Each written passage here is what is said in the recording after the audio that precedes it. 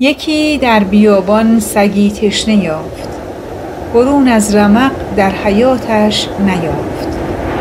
کله دلو کرد آن پسندیده کیش، چو حبل اندر آن بست دستار خویش. به خدمت میان بست و بازو گشاد، سگ ناتوان را دمی آب داد. خبر داد پیغمبر از حال مرد، که داور گناهان از او عفو کرد. الا گر جفاکاری اندیشه کن، وفا پیش گیر و کرم پیشه کن.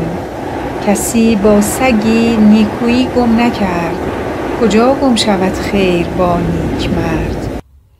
کرم کن چنان کت برآید ز دست، جهانبان در خیر بر کس نبست. به قنطار زر بخش کردن ز گنج، نباشد چو قیراطی از دسترنج.